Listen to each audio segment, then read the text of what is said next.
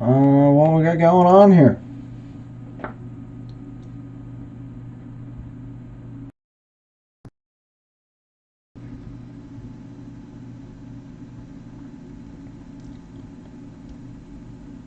Come on. Hello. Why aren't you working?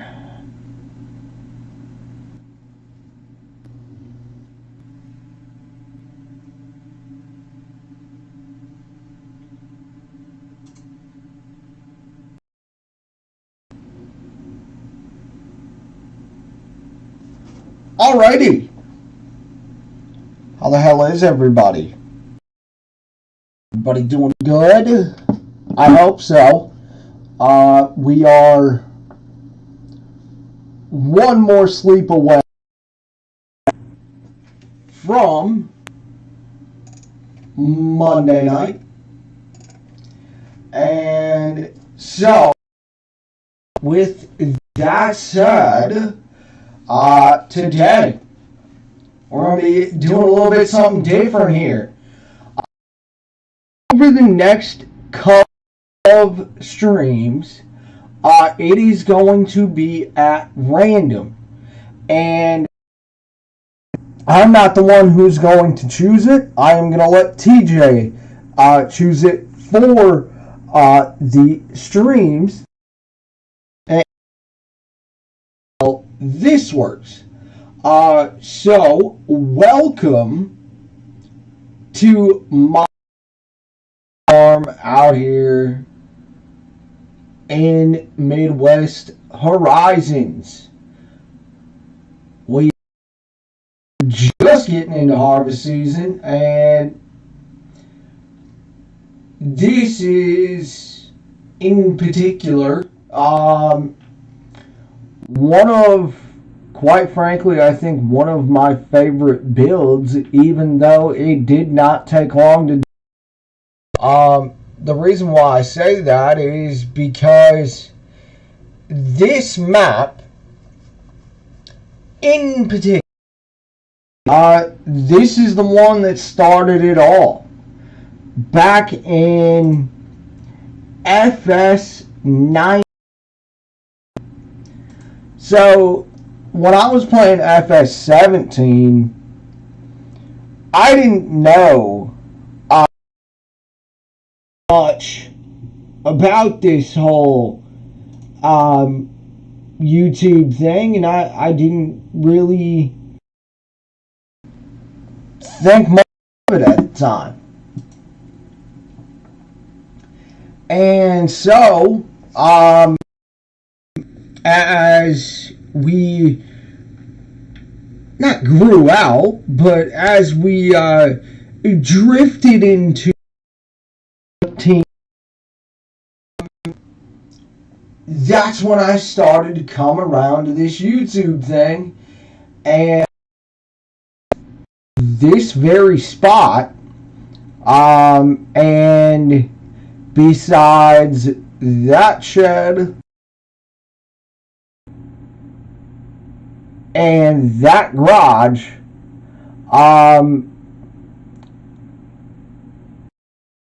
this was the one that started it all for me. I decided one night to go build what you guys see here, fences, the bins, all that good. And I said, well, let me try this.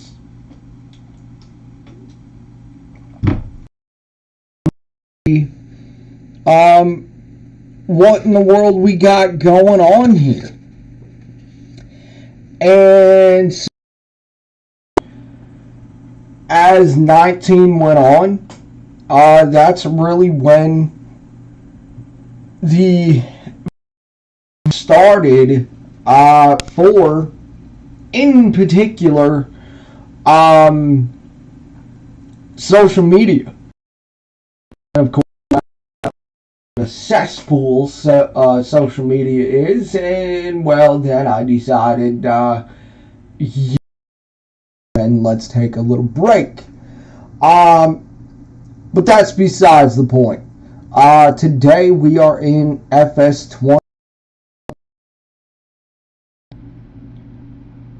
Honestly, it just feels like home again. This is really the same design that started it all. The only difference is like I said, this tan shop, or not shop, but shed over here, is we used it from the, I don't remember the name of it, but it was now. Does anybody remember what that was in 19? I can't think of the name for the life of me. The point is that we had the Welker shop, and then the mobile home, and of course the bins. We didn't have these exact bins, but you get the point. The thing is like I said, this just feels like home. So, with that said, let me over to here, and we'll go through. We'll talk about some of the equipment, and then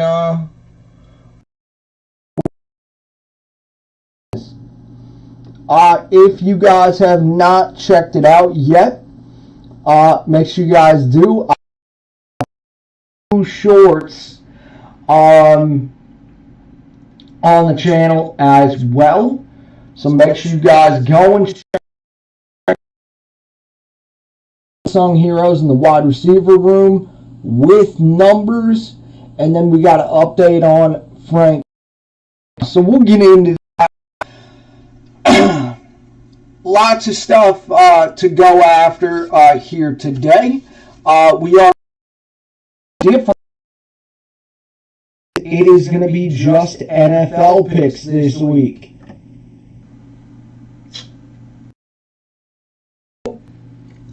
With that said, let's go ahead. Let's do a little bit.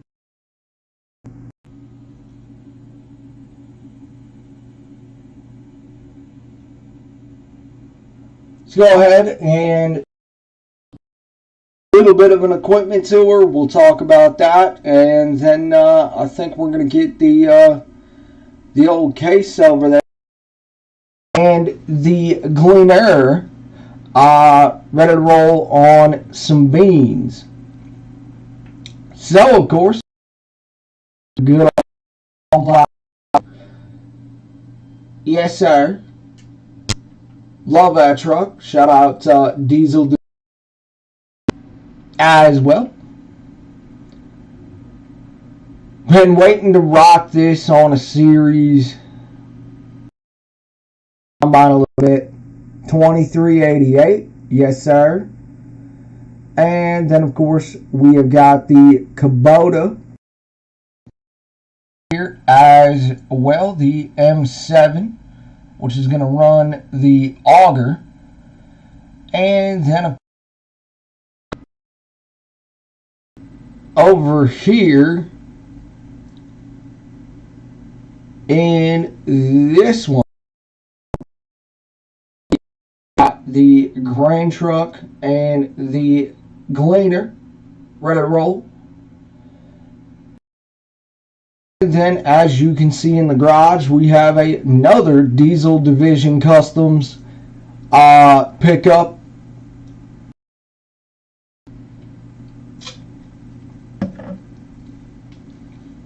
And that being the 35 Chevy.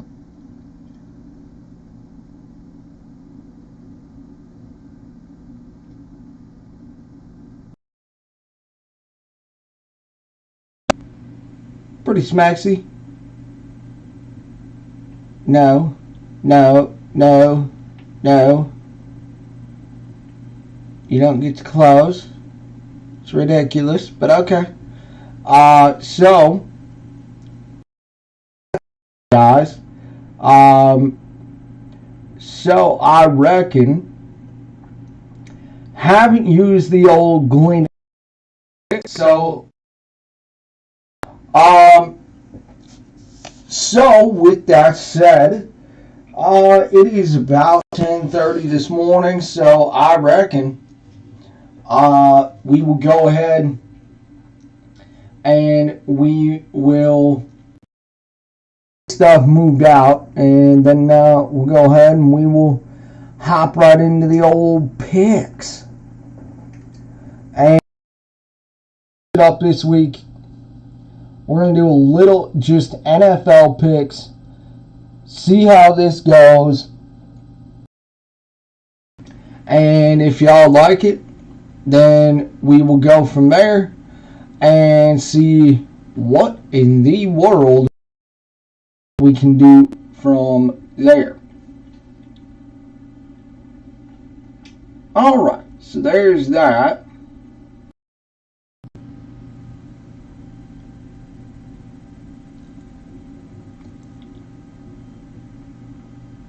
And case in a little bit, but I've been looking forward to using this con and not had a chance to use it yet.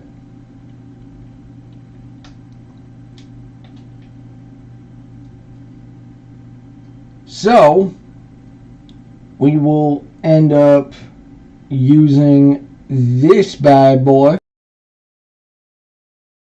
time being.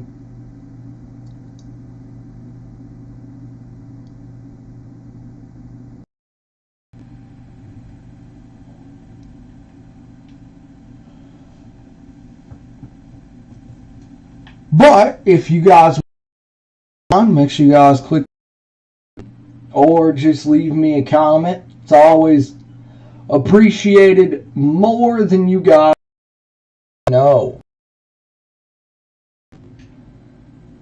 And I do want to speak on that.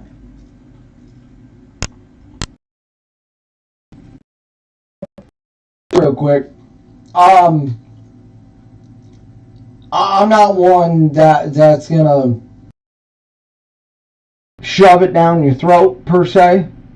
Of hey, I need you guys to like. Hey, I need you guys. I don't like doing that. So,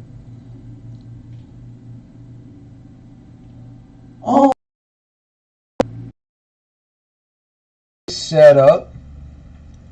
We'll get the head down and ready to roll. And let's go ahead, check this. Make sure it's safe.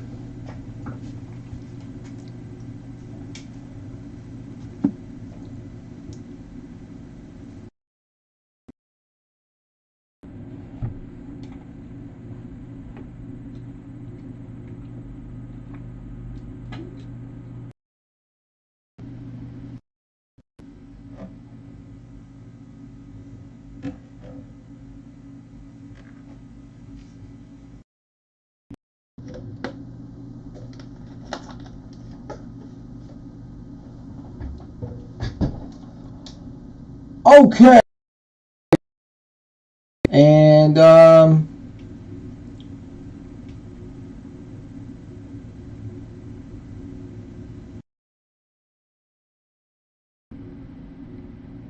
there we go.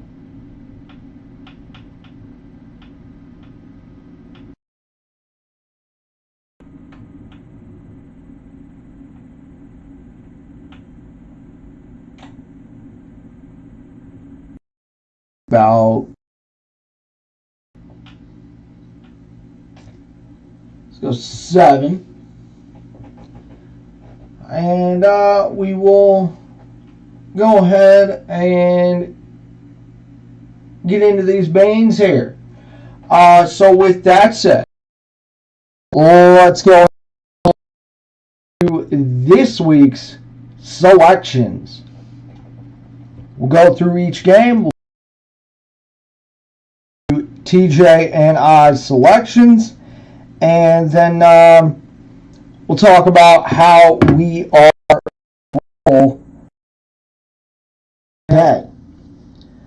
Okay. So this is going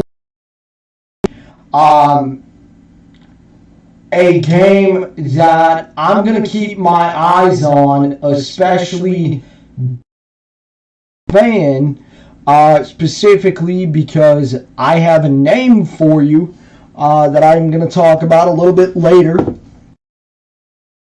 that is going to be in the conversation to what I believe needs to happen. It is the Eagles -7. The now, according to multiple people, is riding on this game for Washington on whether they will trade Montez Sweat and so if you are a Lions fan, you are definitely going to want the Eagles to win. TJ are in lockstep here. Give us the Philadelphia Eagles. Jags 2.5 taking on the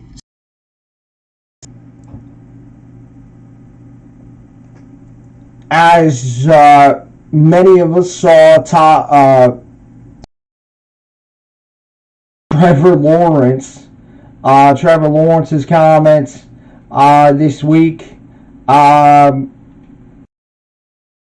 little bit of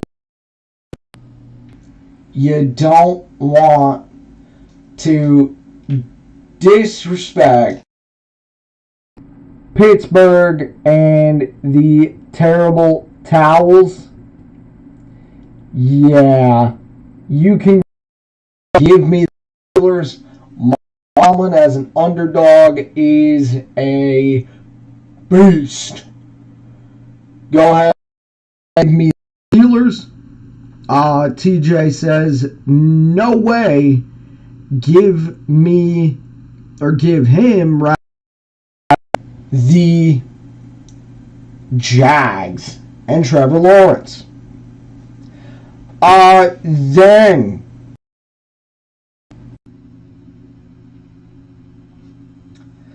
Texans -3.5.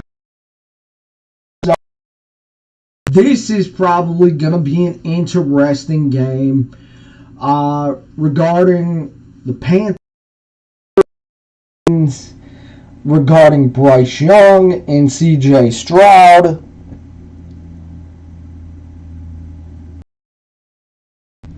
TJ and I are on different sides of this one as well. TJ thinks that the Panthers get it done, and the Panthers will be his selection. I think Carolina is having buyer's remorse. It is also a mess there.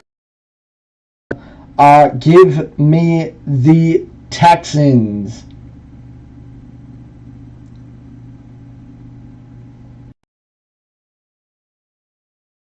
Dallas -6 taking on the Rams. Look, I don't like Dallas. Dak is terrible, and here.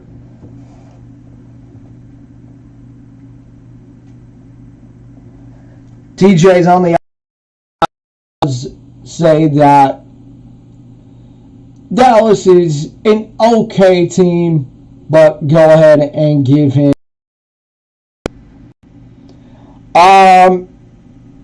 Jets -3 taking on Giants.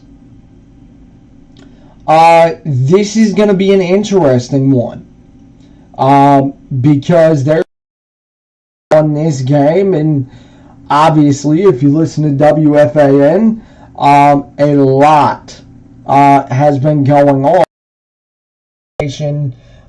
with WFA, or that is WFAN, has been getting a lot of.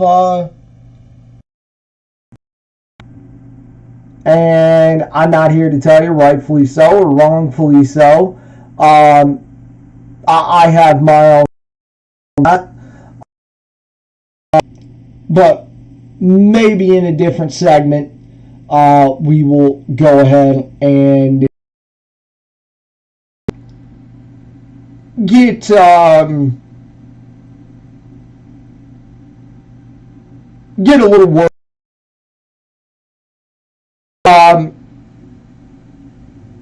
I think this has a lot of remnants for the line,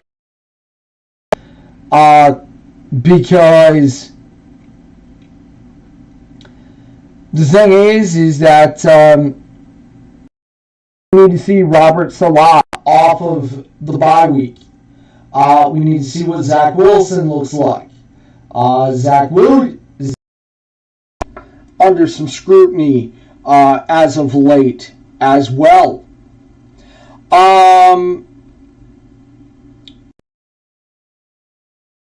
With the Jets here.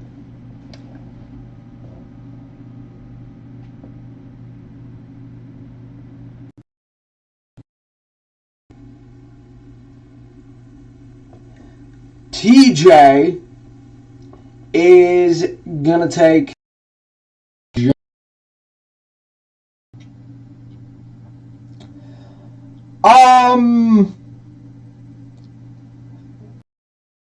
game, and I think when we do come on next week, when it comes to talking about this team in particular, I think a lot of people are going to be asking the question of, are you nervous? Are you starting to wonder a little bit? Vikings -1.5 taking on the Packers. TJ is with the Packers. Me, on the other hand, I'm going with the momentum here. And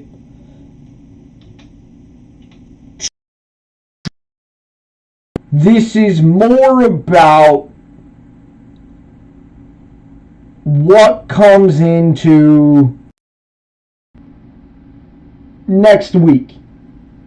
And that's really where I'm at regarding talking about the division, talking about should we start to worry if the Vikings are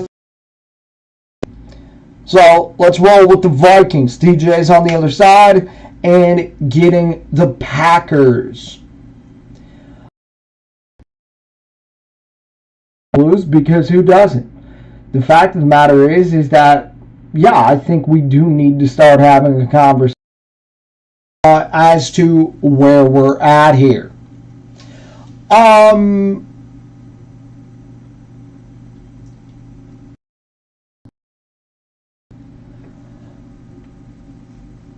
This one is interesting, and maybe I'm into this.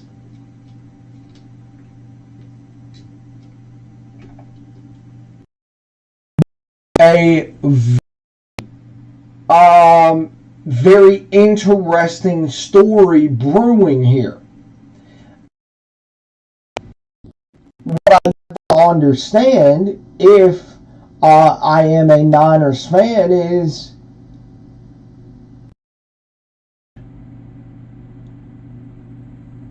what is the rush with Brock Purdy? This is Niners minus 4.5 taking on Cincinnati.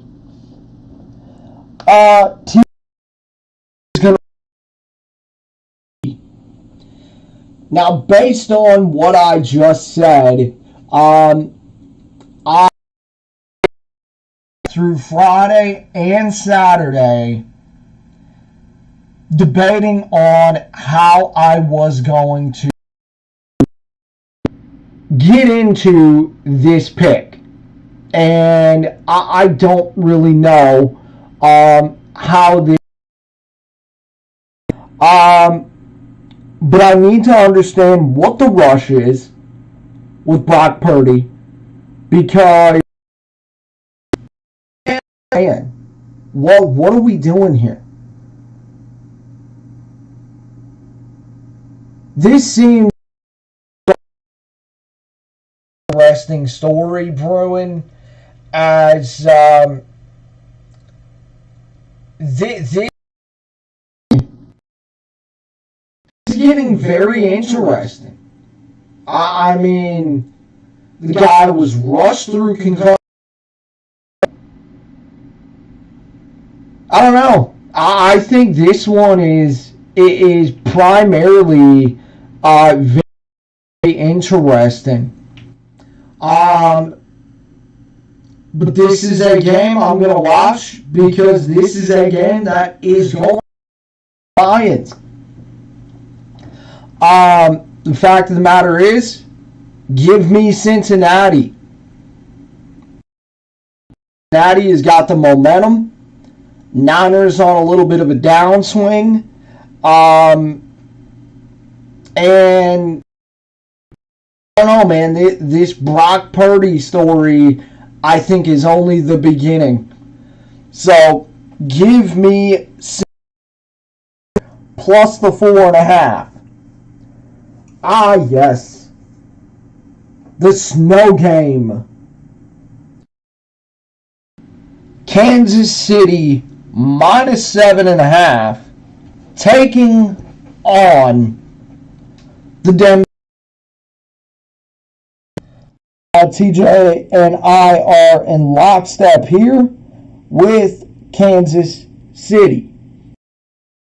I think what's interesting about this game is that, in particular, is that this spread should be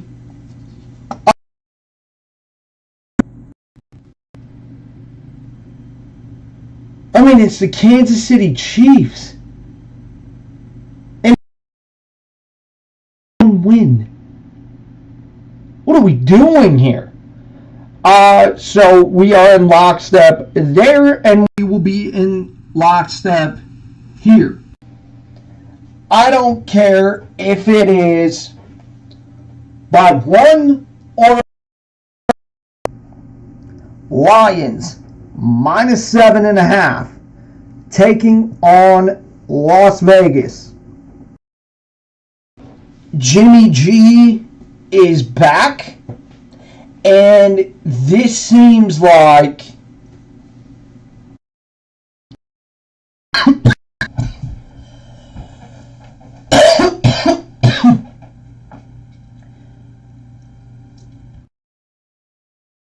a very interesting spot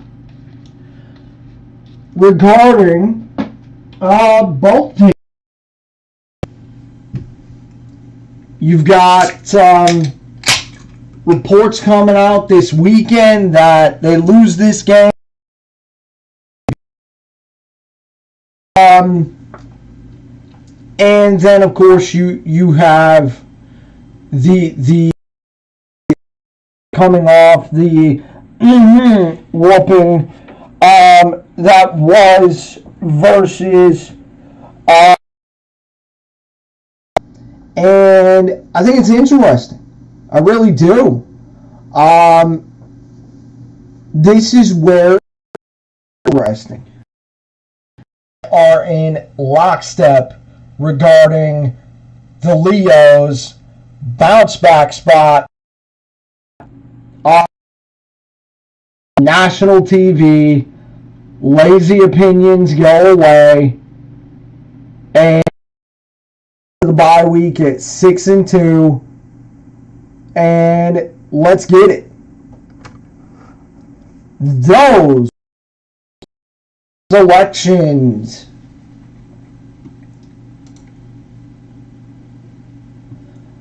Okay. So let's go ahead and on with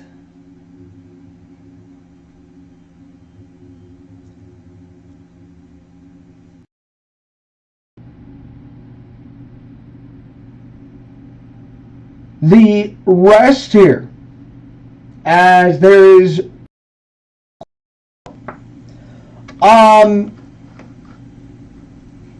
so a bit, and here's the deal. I'm letting you guys guide the ship here. As far as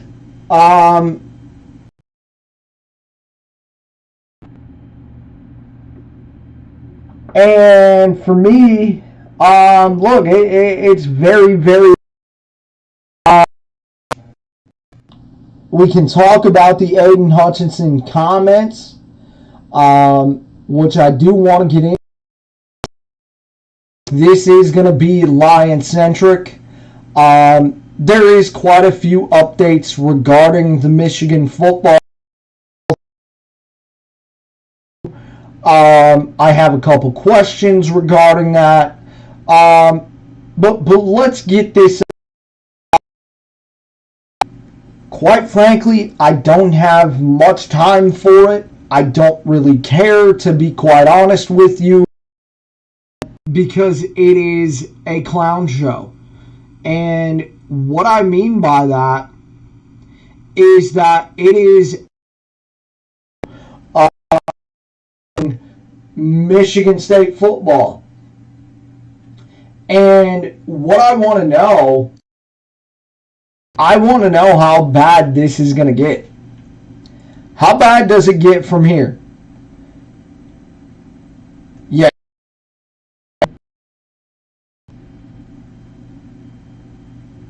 To Minnesota yesterday, and I'm trying to really understand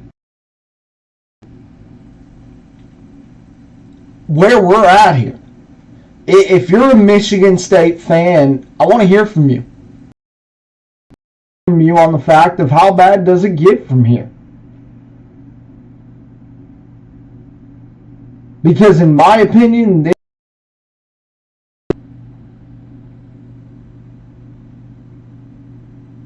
and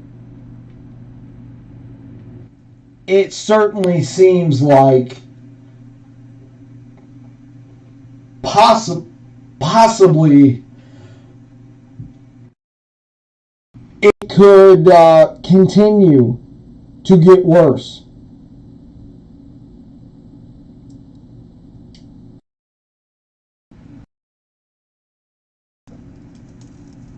But as far as it goes, this thing is looking really, really bad. You had the reports that came out on Friday, specifically talking about there was a BOT issue. Apparently there was a fight, a yelling match. you have got certain rumors out there that, look, I'll be quite honest with you, I don't really do I don't do rumors, quite frankly. All interesting, because I don't really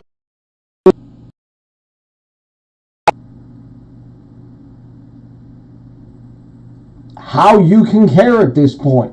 Quite, this thing is turning into a death spiral. You've got things going on inside of the program.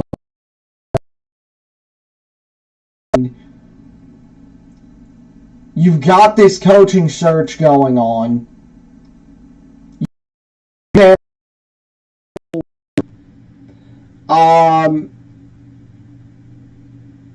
You've got a lot of different things going on, in specifically regarding this deal of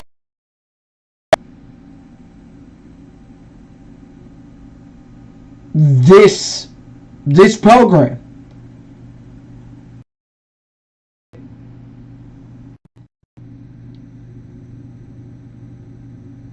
I think the care level is dwindling, quite frankly. The product is booty. I mean,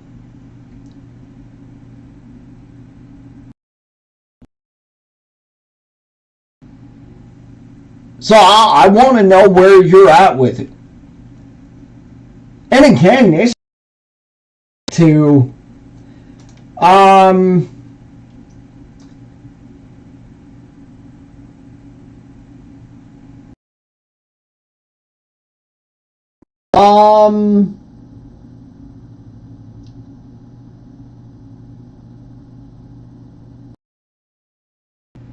I would say probably, oh, right here, 4 months. 4 months ago, I talked to you about Tigers. And I talked to you about this losing streak that the Tigers were on. And then and I asked you, after today's loss, how bad does it get from here? And so heading it to football regarding Michigan State. Because you still have a season going on, you still have to play the games.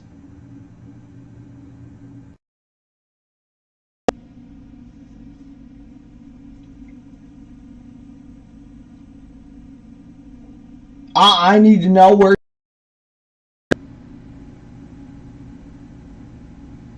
Because if I am a Spartan fan and I see all,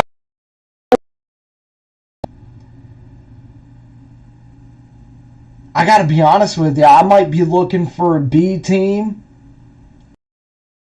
the fall, so I have something to watch. But as far as Saturdays, man, I'm a human being. I've got a life to live. Work, I don't care what it is. I'm doing it. I am not going to devote my time to this garbage.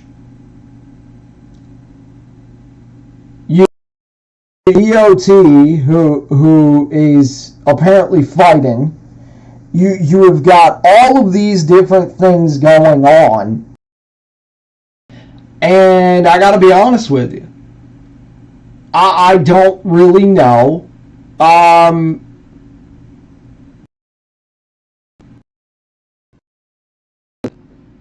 And as I said, this originated from 4 months ago, talking about the Tigers.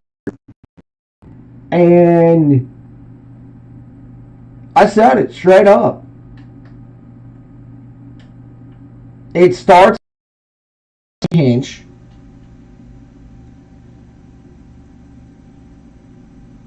And look, if I is out of here.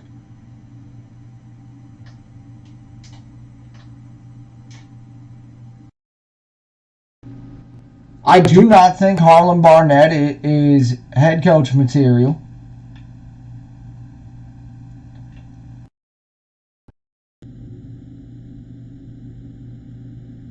And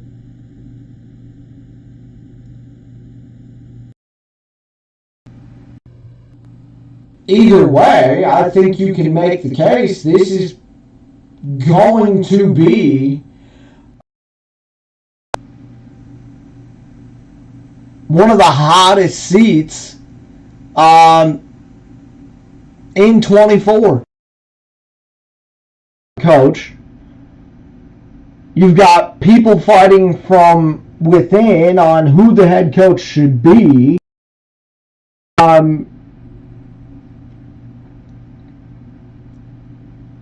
You've got all these different things going on, and so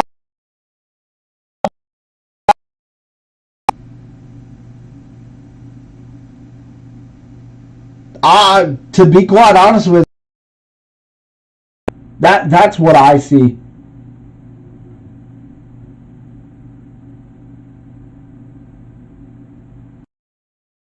And the thing is I don't think you have a leader in the locker room. I don't think you have a leader on the coaching staff who's going to get these guys ready to play.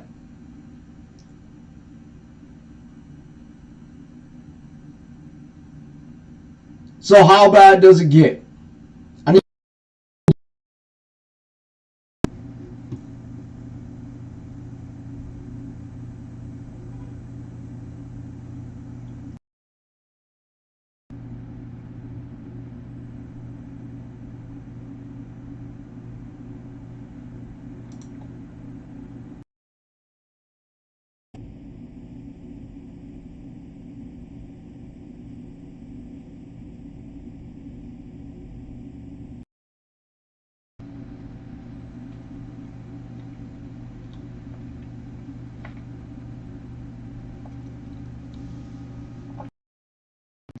Okay, so we're going to save the Michigan thing for last because there's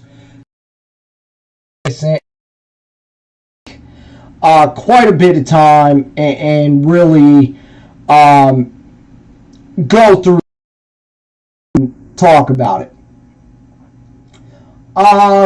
Let's get into week 8 because I need to know, A, what are you labeling this game as? Basically, you're handed to you as you Baltimore Ravens.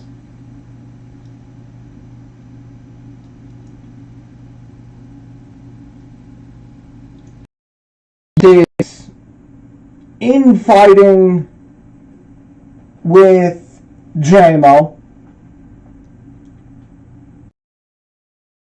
Got a trade deadline approaching that everything is still in front of you. And you absolutely need to be keeping up with the Joneses, aka the Philadelphia Eagles and the San Francisco 49ers, achieve certain things that we want this year. So here's where TJ and I are and then we'll have a conversation about it.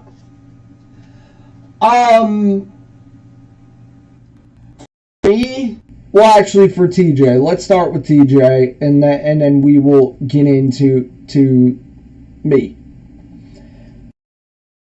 For TJ, it's very, very simple. It is a get right spot.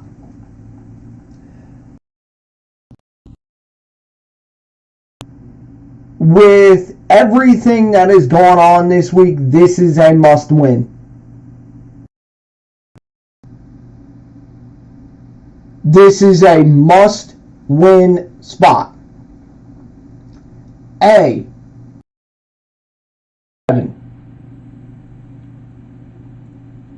You get your handed to you. And then with the overreaction. And some people in specifically have said, oh, well, the Lions suck again. Which is the laziest opinion you can come up with, because let me remind you, this is one loss.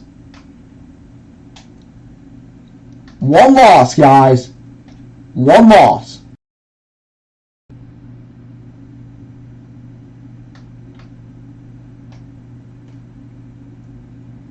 And so,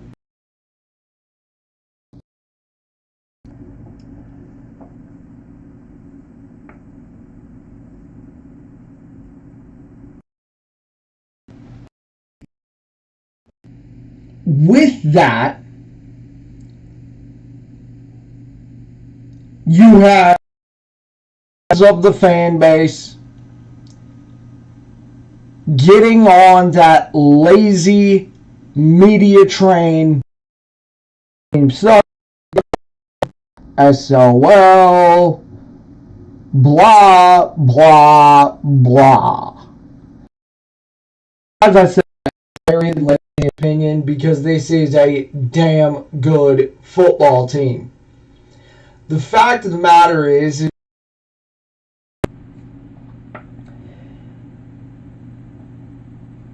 set the tone. And you need to play with your whole head on fire. And oh, by the way, let me remind you, trade deadline today. Guess what else is the next day? Your bye week. Very, very simple. For me, this is a must win. This is a must against the Ravens. And everything on top of it. See this way. And I knew it was going to happen sooner or later. And shocker. And sure enough, this is into, for me, in specifically, a must-win game. Hutchinson fell right into the media's trap. Right into the media's game. Of, oh, well, it's the hometown kid. Let's go talk to him again. And so,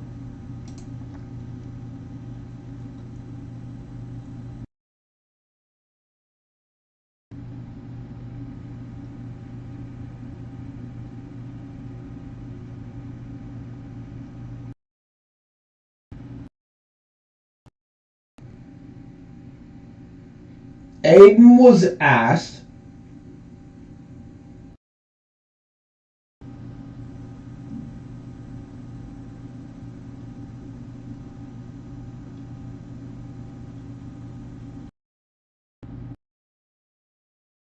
Michigan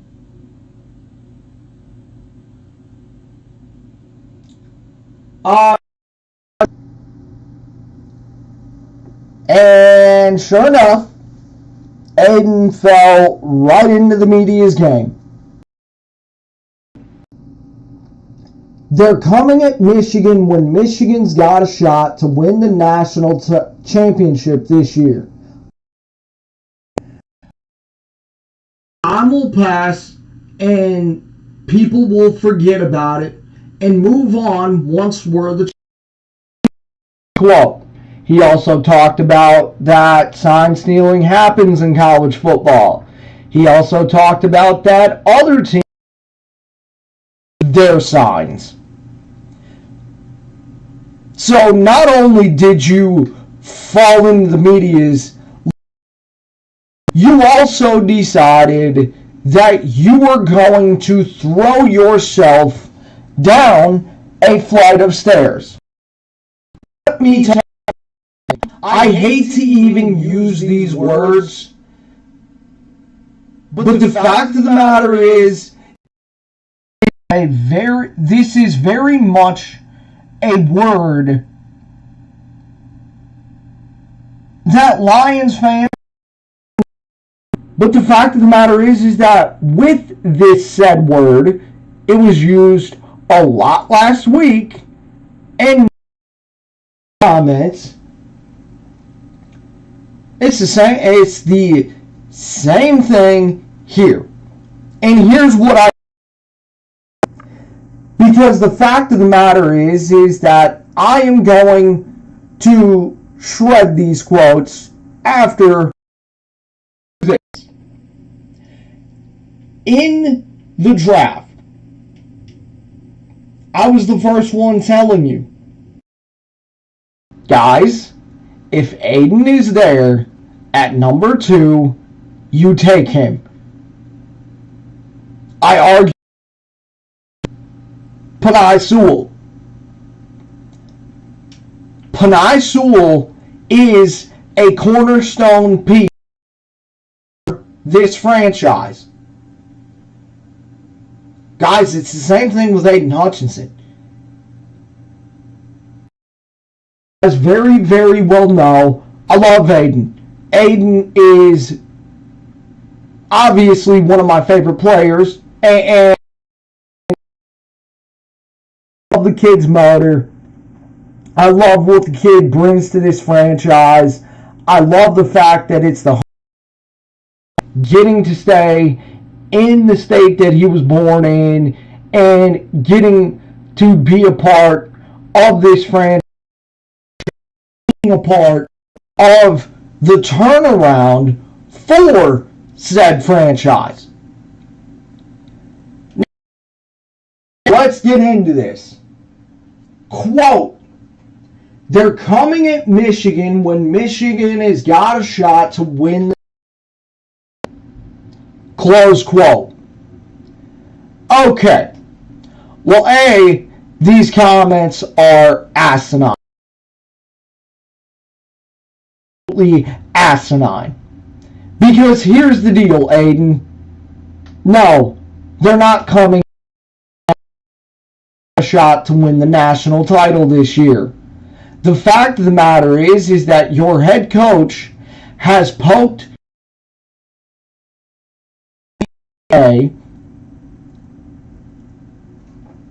for now over a decade. Then on top of that, he also decided to mock them. He decided to basically poke his nose against them and act as if quote from Jim Harbaugh, it's hard to beat the cheaters, close quote. Boy, join them. Here's the deal. The fact of the matter is that it's how you did it. On top of that, you decided to say, well, I don't know, Stallions. Really? Well, that was debunked. Because a picture of you and Stallions in the locker room leaked out. I want to understand how you didn't think that these comments were going to get out. These comments are asinine. You poke the bear, and now they're coming after you, and you don't like it. The fact of the matter is that instead of this, what you should have said was, I'm in the NFL. I'm a Detroit Lion. I am focused on this Monday. I had a terrible performance against the Ravens in Week 7. I need to rebound. My team, that we need to win. Ford Field is going to be rocking. I don't care what. I'm worried about what happened in college. Thanks. Have a great day. Instead, you decided to be stereotypical Michigan fan. The fact of the matter is, I said it when these comments came out, and I'll say it again. If I am Brad Holmes, if I am Sheila Ford Hamp, if I am Lions PR, having Aiden Hutchinson play Monday night. You will be a healthy scratch, and you will not play Monday night. Better hope that nothing else comes out about this, because if it does, wrapped up in this, man, could this get ugly.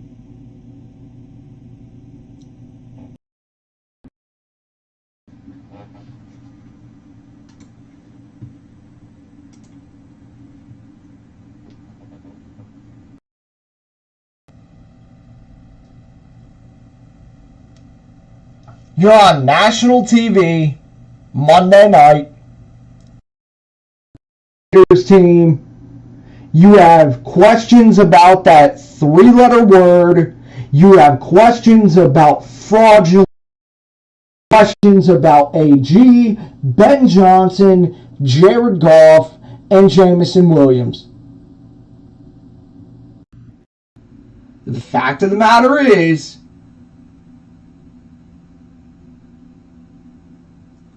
this team does not,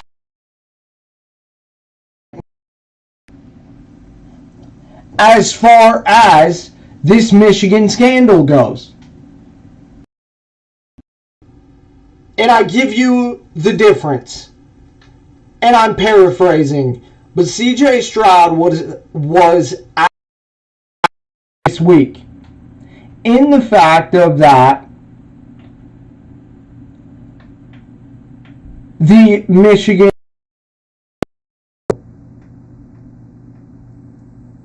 quote, I'm in the NFL now. And in college. Close quote. This right by CJ Stroud makes me respect CJ Stroud even more.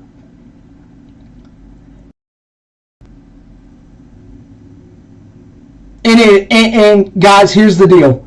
If Aiden was on the Green Bay Packers, Vikings, if Aiden was on the freaking New England Patriots, if Aiden was on the Kansas City Chiefs, if the Detroit Lions and was asked about this Michigan cheating scandal, guys, don't act like I wouldn't get on here and say the same thing. It is very, very simple. You are a Detroit Lion. Nobody cares about Michigan. You are not a Michigan Wolverine now. You are in the NFL. And the fact acting a fool after that performance in Week 7.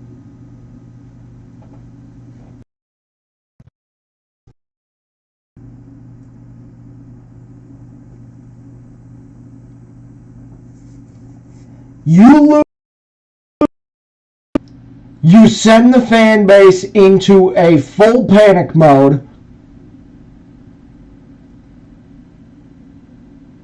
with all the variables in addition into this game. This is a must win.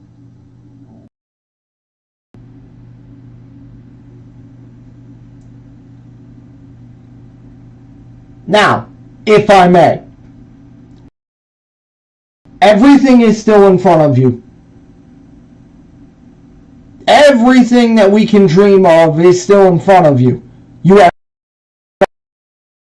where I'm saying this team in particular, the Detroit Football Lions. Guys, this team does not need the noise of Michigan and all this other hoopla going into this game. And quite frankly, I'll be honest with you, there's a lot of noise in the locker room. So that's one. Two, trade deadline and bye week is looming. That win or loss, the trade deadline changes for this team.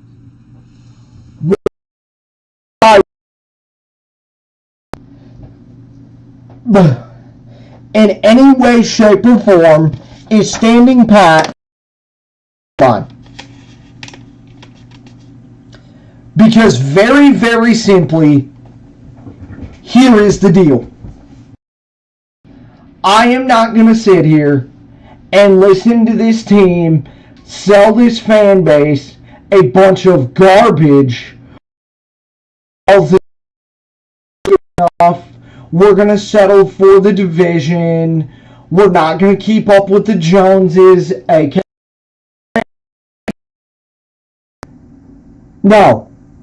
The best teams continue to add at every. You expected as a good team, you add at the trade deadline. Then, number 3,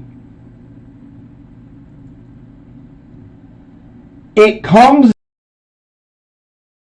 across the lazy media narratives, this Michigan cheating scandal, comments, and much, much more. There is a ton riding on this game. The fact of the matter is that all the pressure is on you.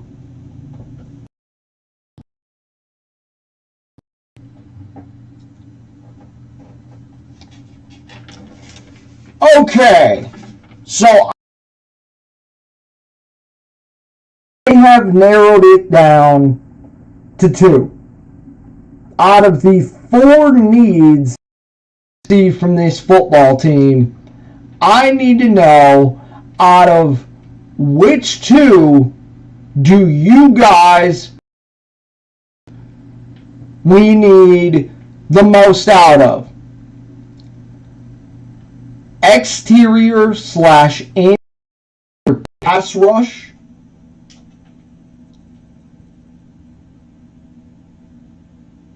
or secondary. I need to know which one you guys think we need more of.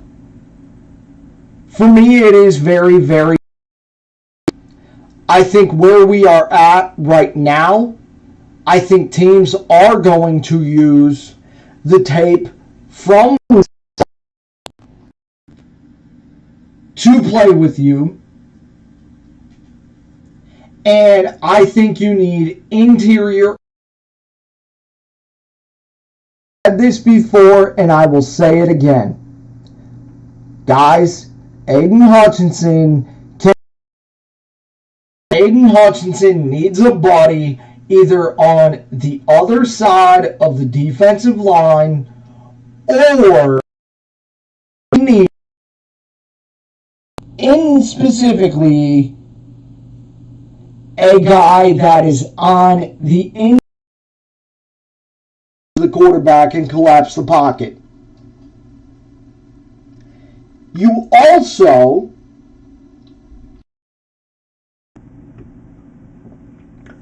do not have a number one corner. The fact of the matter is that you're going to need that. But what am I going to value more? It's getting to the corner, making that big stop on 3rd and 3, 3rd and 4, 3rd and 6, 3rd and 7. So I need to know out of the two.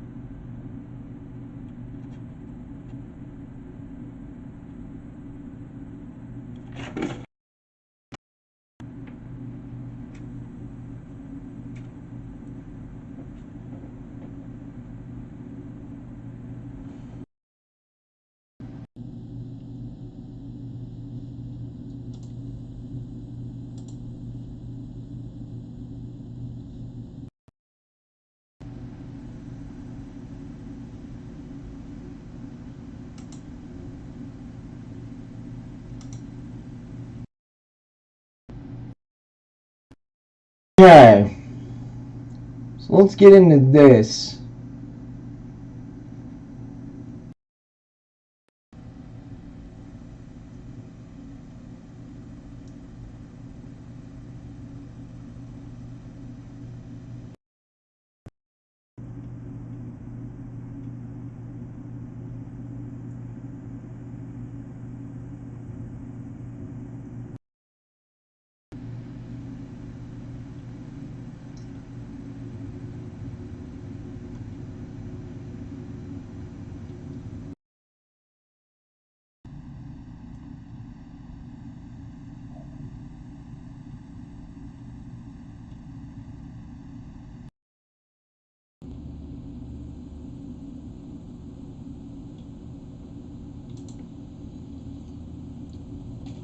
So Ben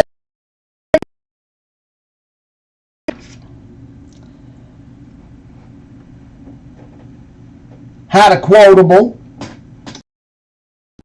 press conference with media, and so did JMO. And after that, I told you, I'm done. If I can sweeten a deal by moving a first round for a stud, I am absolutely, and I mean absolutely, I am absolutely going to move Jamison Williams for moving a first round pick to get a stud on my defensive line. Ben Johnson was asked about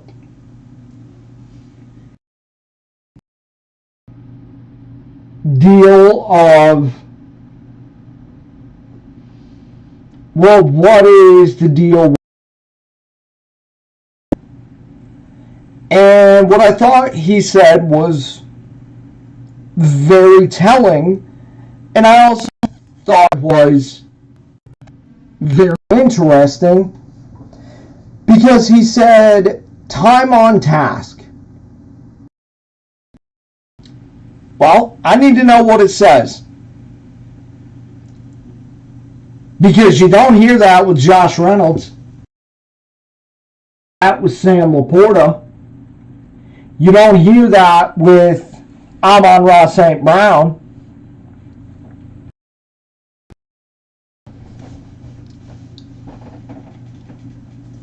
I think the team is being patient because James is for this team.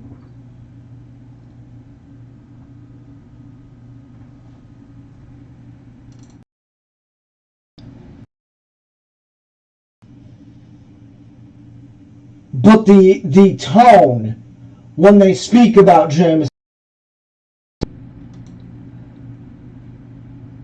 tells me all I need to know, that this guy's not about his business. This guy's not about any of it, quite frankly.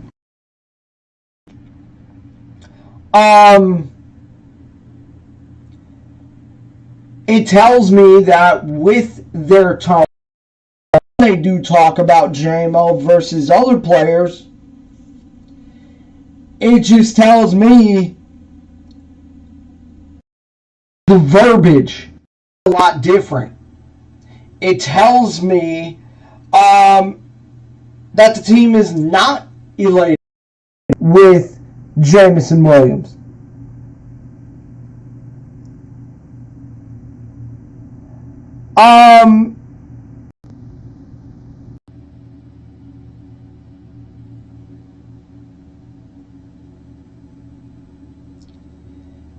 He is not there.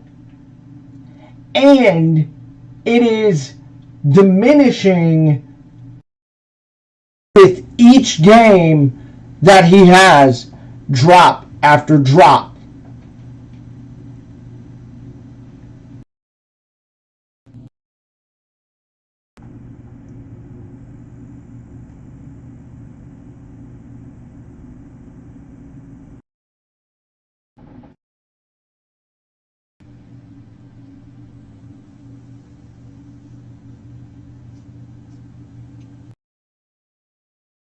And why I said, very, very simply,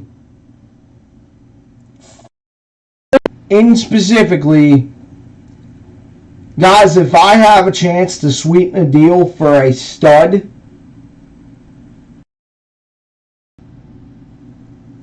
guys, I'm absolutely doing it. If it's a 4, if I can 5, 6 for Jamison Williams, yeah, I gotta be honest with you, taking it.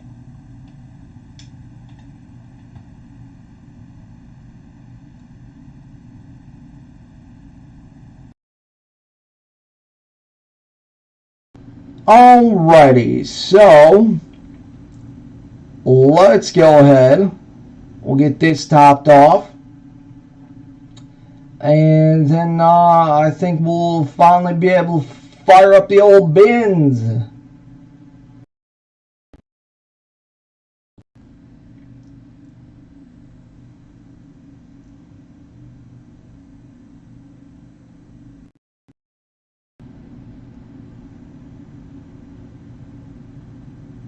But yeah, as of right now, I see him as a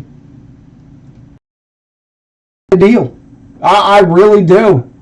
And the fact of the matter is, I mean, last night, Jamison and at the Pistons game. You know what I don't need? I don't need that. I don't. And I'll tell you why. A, because I've seen these reports, Holmes grinding before the trade deadline. Great.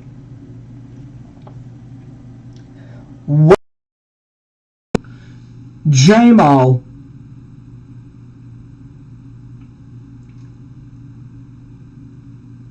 grind play on Monday night.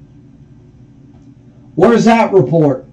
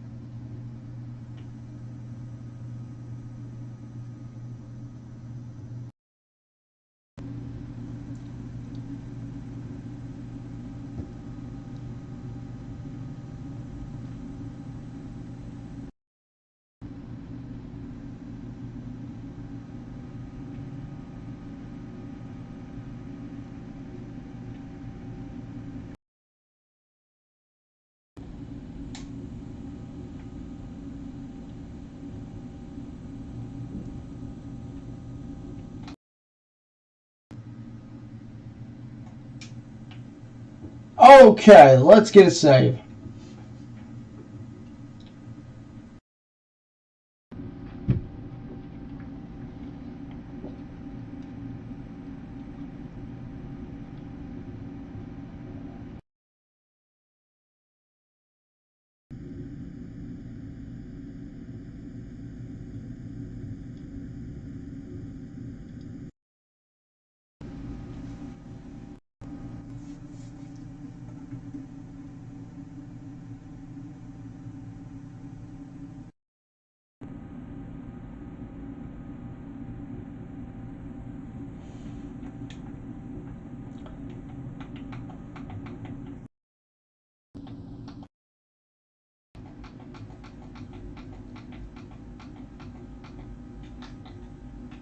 Okay.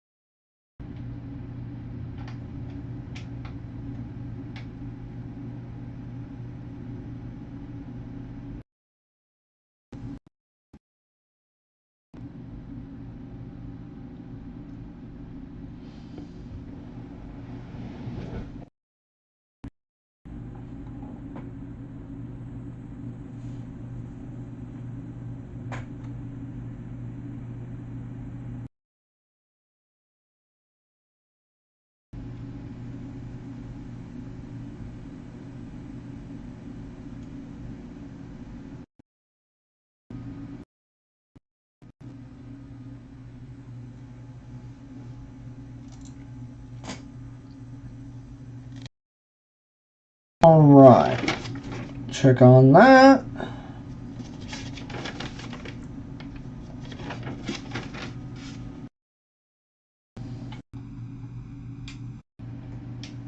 Come on. There we go.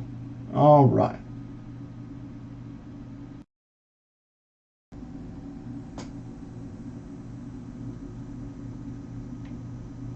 Nice. All right.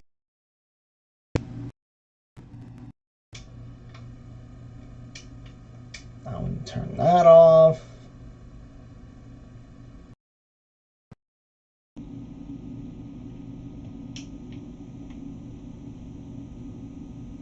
And let's freaking continue.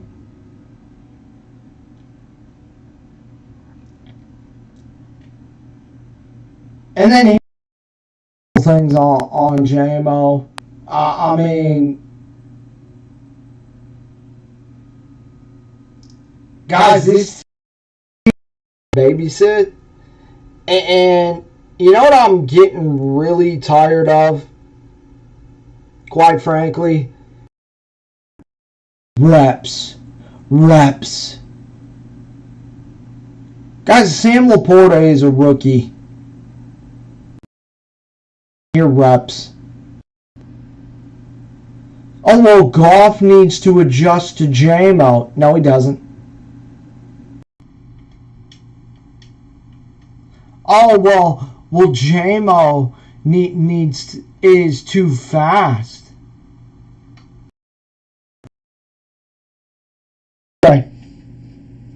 Not only that, but here's the other thing. So, tell me if you hear any of these about JMO. Trust.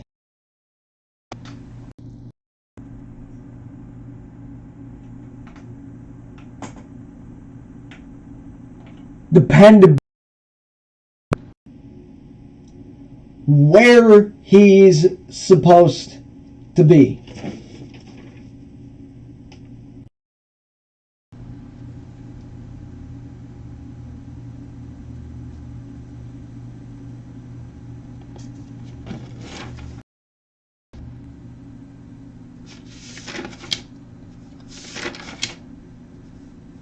And not only that, but here's the other thing.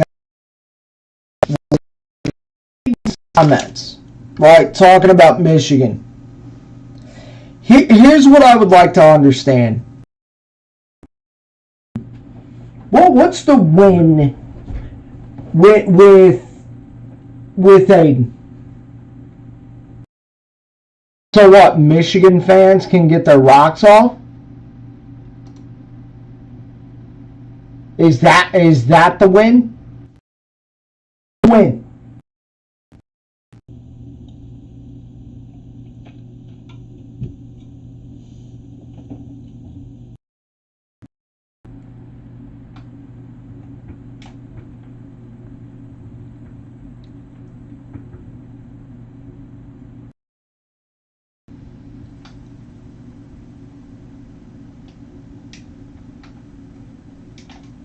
It's just like yesterday.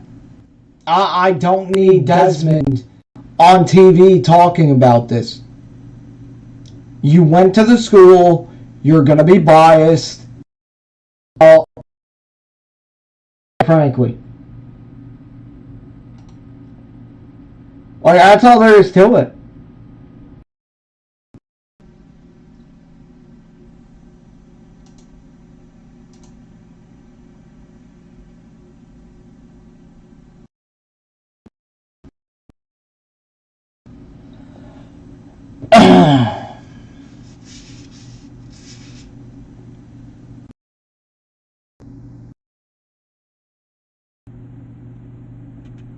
And I'll be honest with you. You know what I'm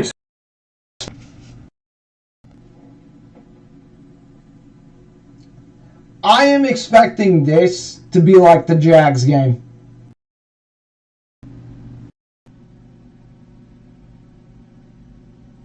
I mean, honestly, let's look at it for what it is. This team has every... Coming off of week 7, everything that's going on, the whole deal.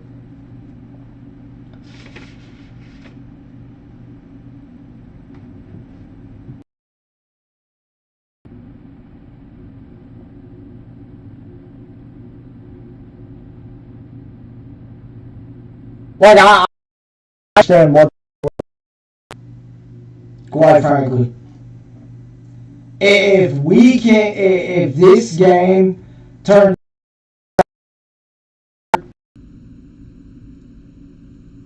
then I don't think people are overreacting the way they did. You know, I heard somebody say the other day, you know, talking about the Lions, oh, well, they haven't beat anybody. They haven't beat any playoff teams. And that this...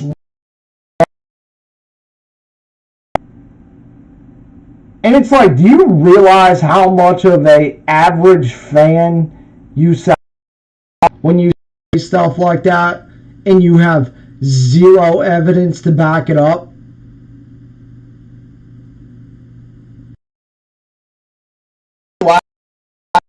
No, we'll start with the Jags game last year. Jags were a playoff team. Then on top of that, hey, I know. I mean, for this all you want, but score was a lot closer than it indicated. Fighting chance against the Bills last year on Thanksgiving.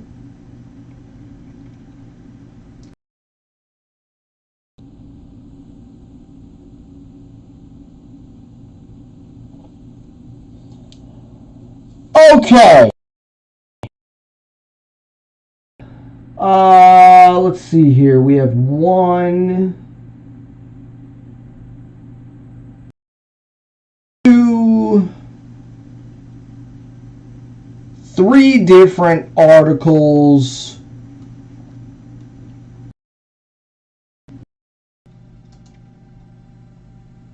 to go through for this mission.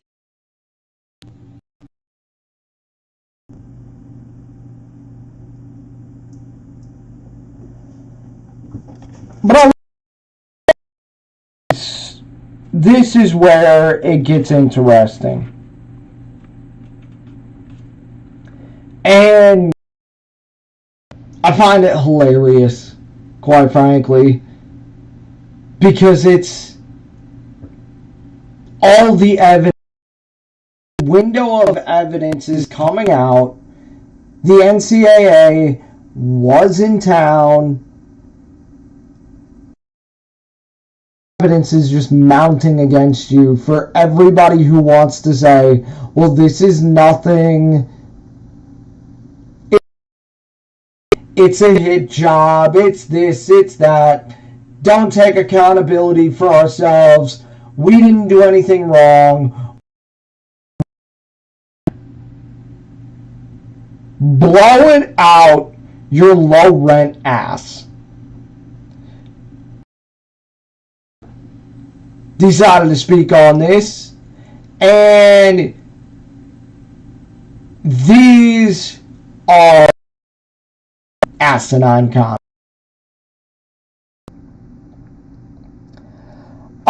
Quote, the whole thing seems of it. I know there's probably some OSU fans. Oh, it's Michigan, they cheat. And it's like, well, be careful. A lot of coaches that I've talked to don't want to talk about it. Accusations for a reason, and anyone who says it's just Michigan is ignorant to how the game of football is played today, at least at the college level. So let me go ahead and shred this, because this is adorable. First of all,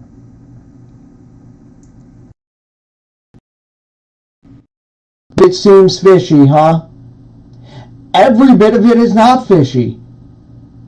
This head coach, data backs that up, and very, very no, other fan bases are not going to forget this.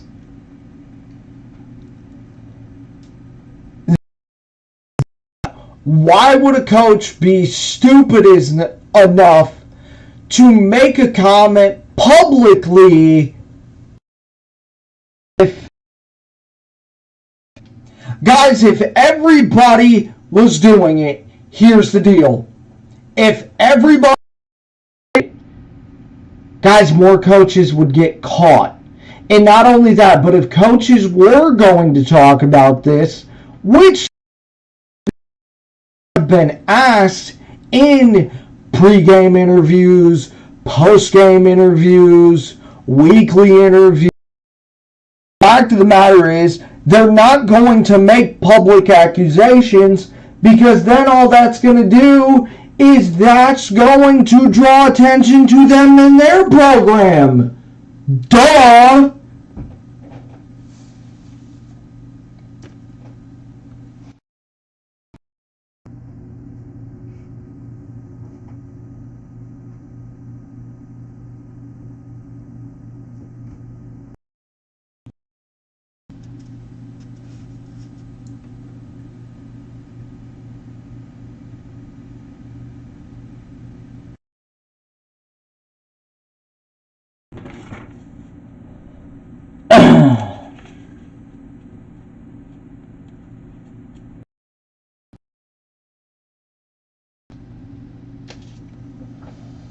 Okay. With the ESPN article. Michigan staffer 10 schools.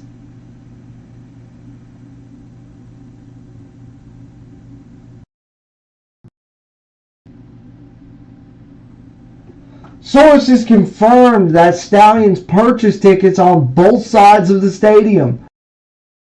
Each bench for Ohio State's game with Penn State.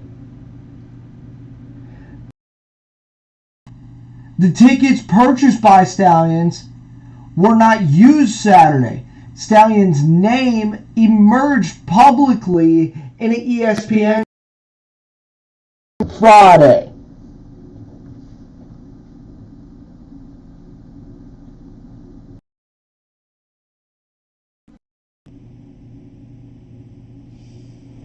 Then on top of that, people connect the dots. And oh, by the way, according to Pete Thamel,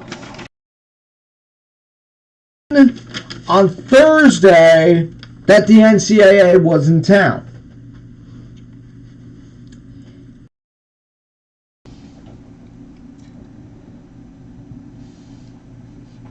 People are connecting dots due to Shane Beamer. Shane Beamer was at Stanford. Jim Harbaugh was there.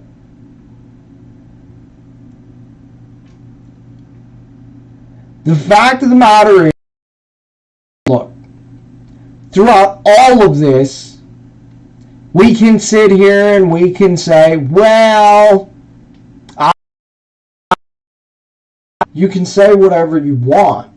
But the fact of the matter is that looking into this window of evidence that's out, this guy was not as smart as he was supposed to be. Supposed to be. And the fact of the matter is that very, very simple. This is, which again, this is where I have a problem with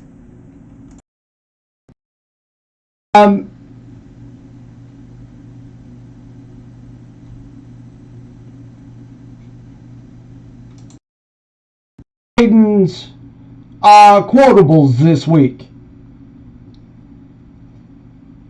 It's throwing to see here, look over there, we're not doing anything, we're the victims, blah. Except in your previous 50 games, 25, and 1. Now, after that, you 5 and 1.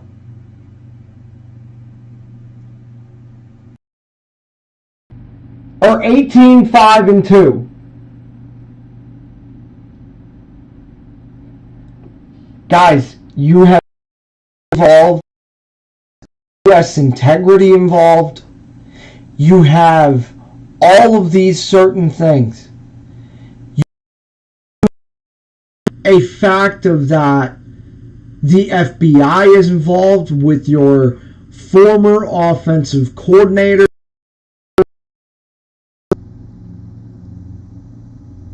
You have the NCAA in this outside firm of this vast network of cheating, sign stealing, and the fact of the matter is it's like I said before, and I will continue to say it.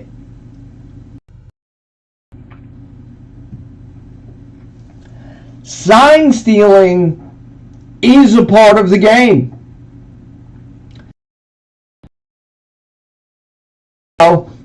That emerged on social media.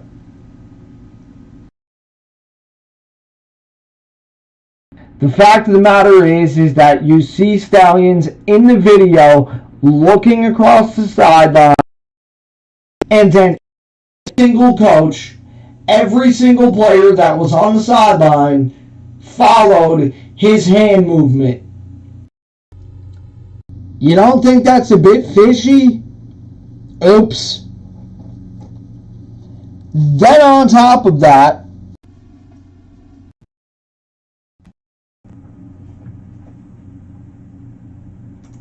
you also have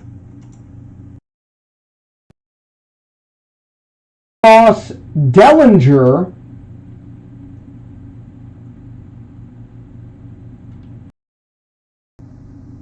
saying that TCU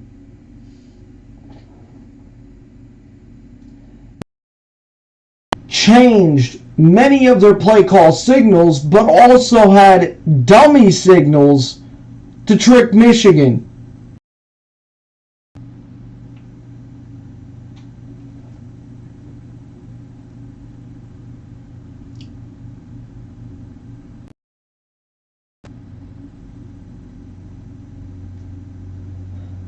Sometimes we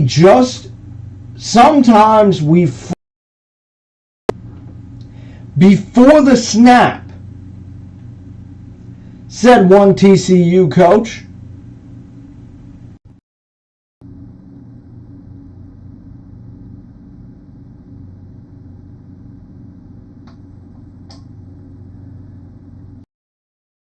play and then signal in another play with an old signal.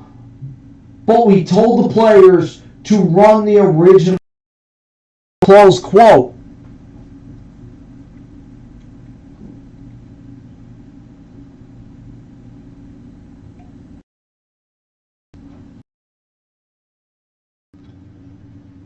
And then the nail in the coffin. Stallions was wrong a couple of times. One TCU staff member said, we re-watched the game. We re-watched the TV. You can see him standing next to the defensive coordinator. He tells something to the defensive coordinator in the air to mean pass. You can see the play sheet he's holding, hand signs on them, close quote.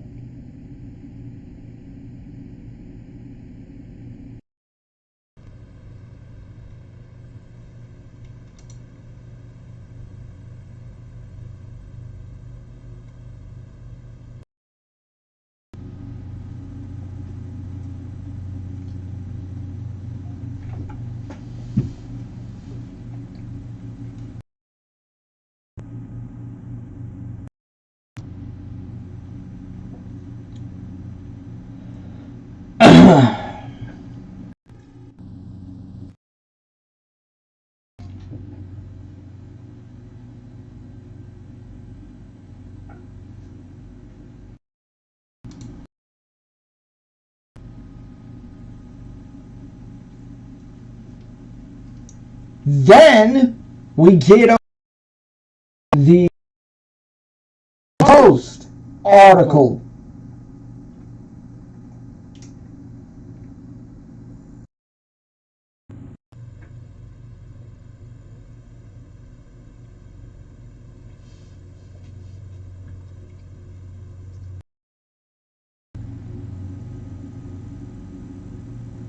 In total, those people said Michigan sign stealing operation expected to spend more than $15,000 this season, in quotes. Scouts to more than 40 games.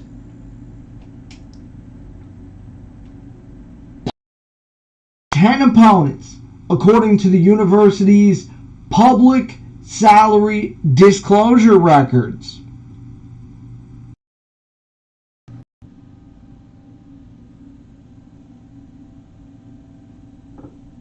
This guy made $55,000.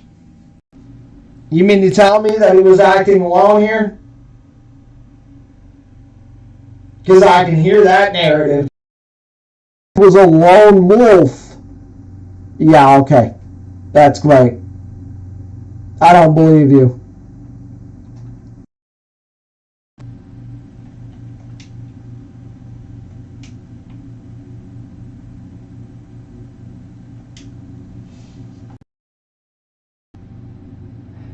Williams did not reply to a message left at a phone number listed to him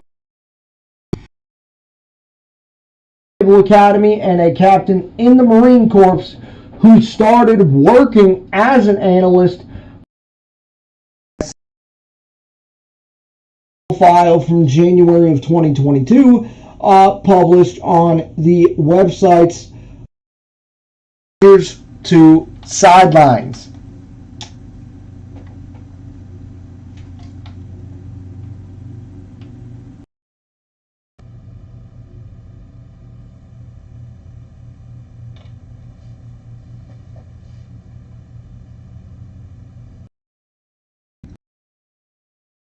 The outside firm also presented two NCAA officials photos investigators believed to be Michigan Scouts in action. Students interning with the football team. The photos showed the seated at games of Michigan's opponents this season, aiming their cell phones at the sidelines. Days later, the outside firm told the NCAA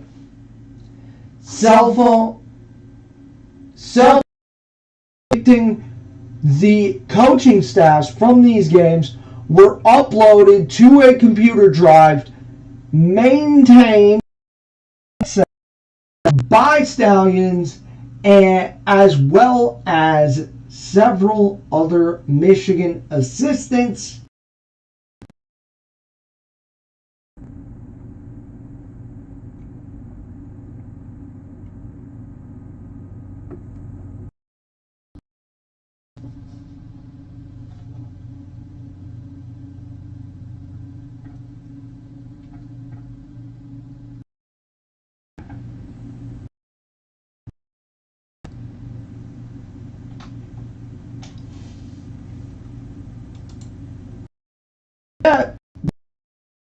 Have a article from SI.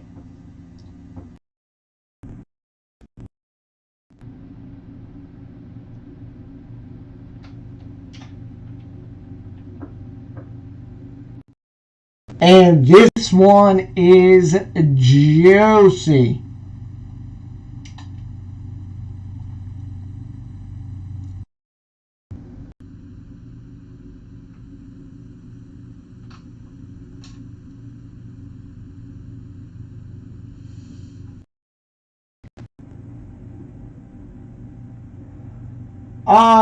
In a lengthy text exchange from 2021, Stallions boasted